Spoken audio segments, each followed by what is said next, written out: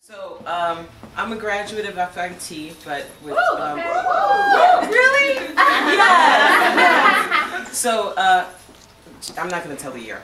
Long time ago, finished up at FIT. So I did fashion buying and merchandising, and then I went ahead and did marketing.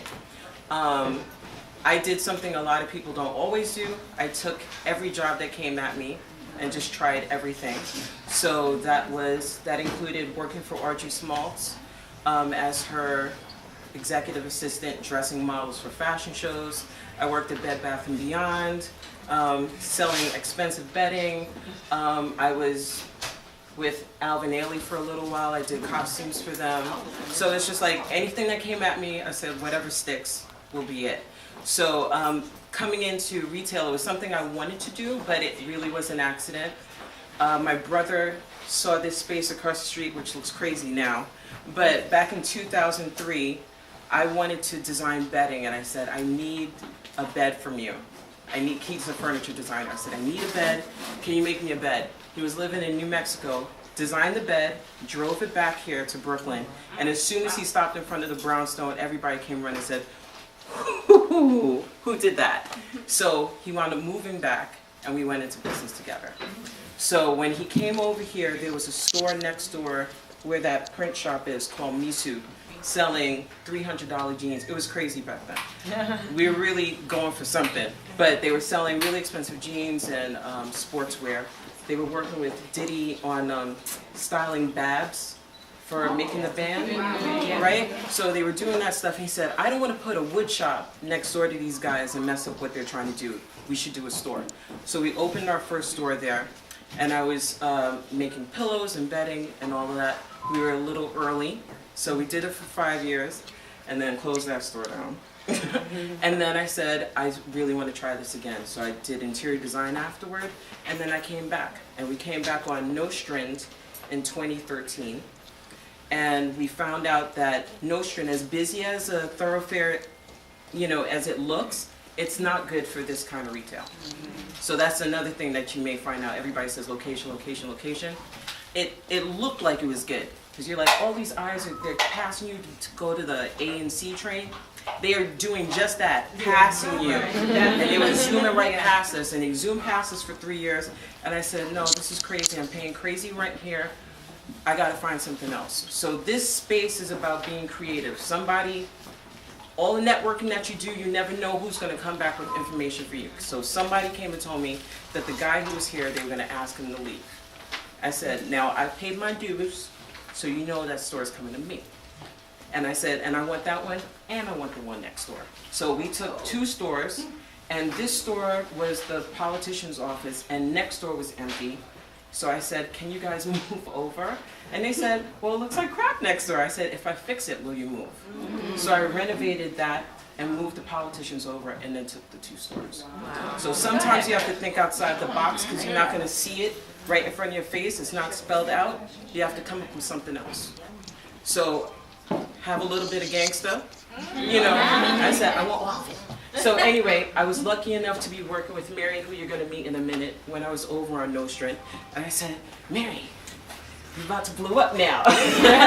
So I said, you ready? And she came on board. And then we were blessed to meet Cheryl also. So now we have these 2 shops in here. You're going to speak to. When are you guys coming over? Oh, in a minute. Okay. So now also we're able to offer other things to the neighborhood, because these things were definitely lacking.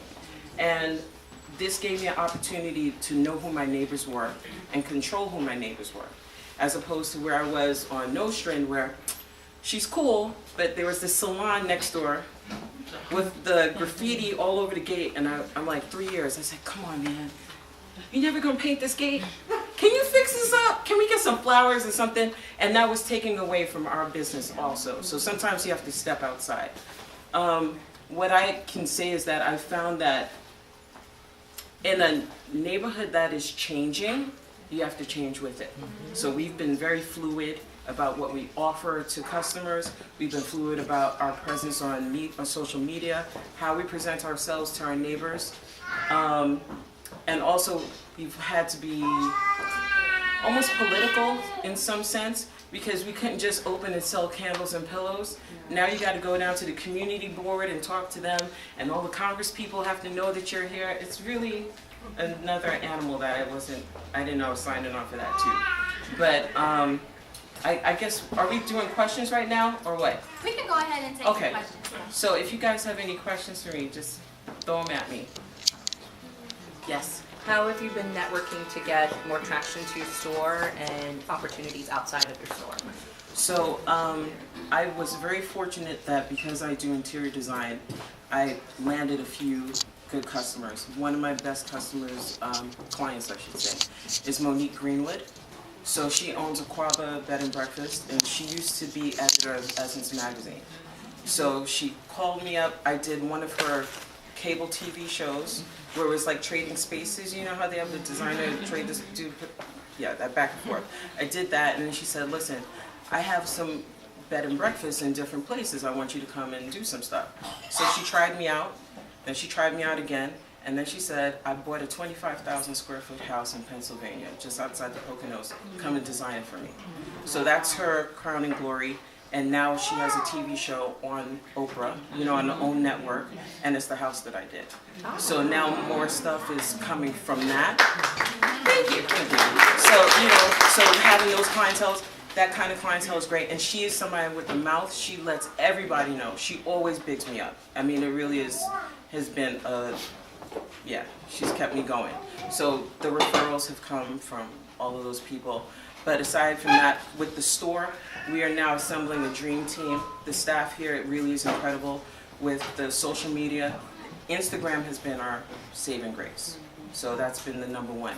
We're working on doing the commerce side of the website, because we've done commerce on the site before, and I felt like customers were really just using it to get an idea of what was there. They didn't actually shop there. Like, they looked at it and then they came to the store. So now we're trying to revamp that and see if we can really get to generate some money from the site. But it's been Instagram, Twitter, not, you know, just a little bit of Twitter and Facebook. But we do a ton of events here at the store. So now we're being very obnoxious. There's no way somebody can say, oh, I didn't know this was here. No. So we're in people's faces now. Mm-hmm. I have another one. Oh, yes.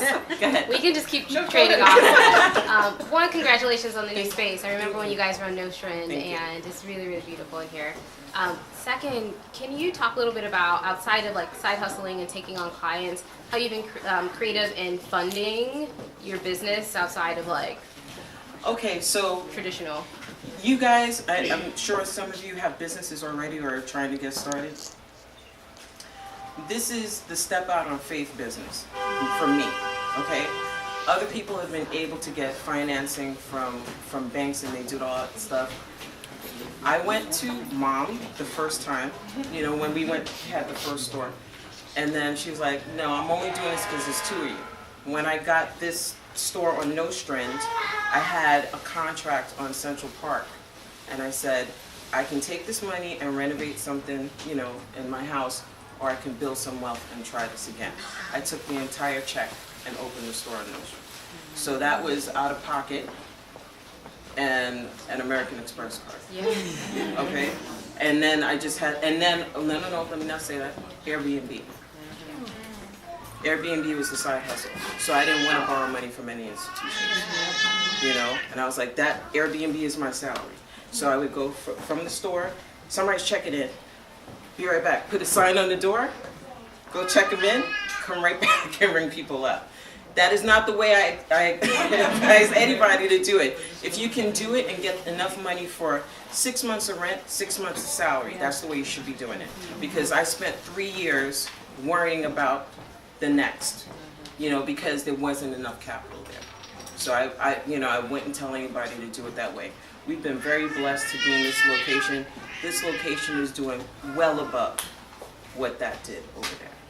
It's a whole other animal. Like we landed in something here that we're very, very happy about. So, but in terms of financing, it's not that there aren't things out there. I just don't like people calling me asking me for money. But they're totally, you know, SBA loans, any kind of small business loan, they call us here all the time. They want to always lend you something. And then you're like, what was the percent?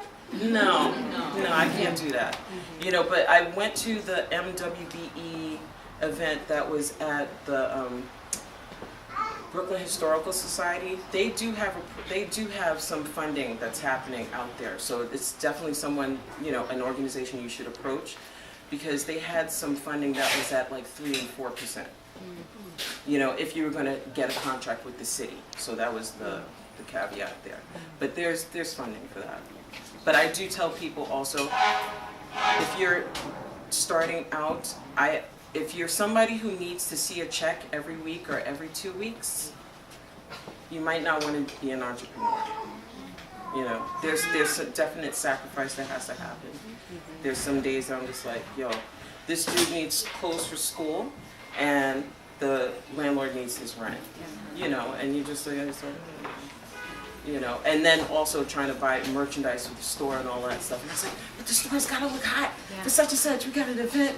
And then next thing I know, I'm like, I'm not buying that coat, you know. So, yeah, that's where I am on finances. Okay. So what is a pearl, this is what we're calling it, what is a pearl of wisdom that you've learned or someone has shared with you that you feel that you'd like to share with other women tonight? So this one is, I'm going to go for a more personal side, because when I had my first store, I wasn't married yet. I was able to stay up and do midnight sales and all of that stuff. Now I have a 7-year-old. My husband works till he gets home at 7:30. And all of the craziness that I've done to myself has also made me sick, you know? And I find myself like this, walking around all loopy and stuff. And when they tell you take care of yourself first, it is real.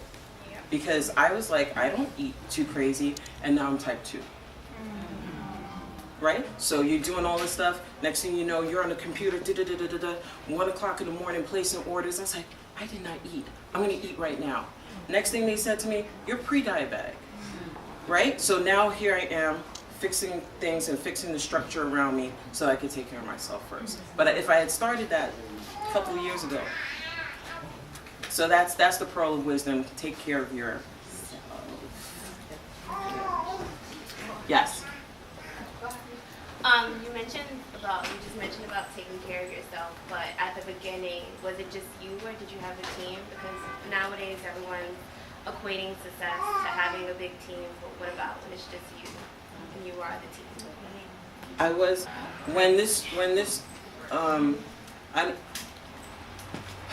when we moved over here, I shouldn't say that. There were people who came through and helped out. You know, you have those painting parties, you call your friends up and like, here's a box of pizza, come help me do this, whatever. So we did have those, but there were days it was freezing in here and I was up here putting these towels on the ceiling myself. So, you know, so it's not always that everybody's there. But definitely once the store was open, I couldn't have done this if these 2 guys weren't here. There's no way. And in terms of promoting the store, now we have 3 Instagrams, 3 Facebooks, 3 of everything, bringing people to this location. And I'm not the person that thinks to grab a camera every 2 seconds. So if the people on staff, you know what I'm saying? So if the other people hadn't said, did you take a picture? I was like, what are you talking about? Just open the box, man. They're like, no. Grab the picture. People want to see that. And I didn't respect that either. That people want to live through you. Yeah, they do. Our biggest Instagrams, I think, have been, well, you know about babies and animals. You know about that, right? So anytime we show little shoppers in the store, that's great. But one of our bigger Instagrams was me opening a box of tops. I said, you needed to see the boxes? The finished room. No, like 10 likes. But the box got 140 likes. You want to see a story. You want to see like what the beginning, The journey. Listen, I'm looking at most of you are a different generation. I am not from, you know what I'm saying? I'm not from that era. So to me, I was like, okay, you know, you call up a radio station, you get like a shout out. You send out flyers and whatever. People are like, what are you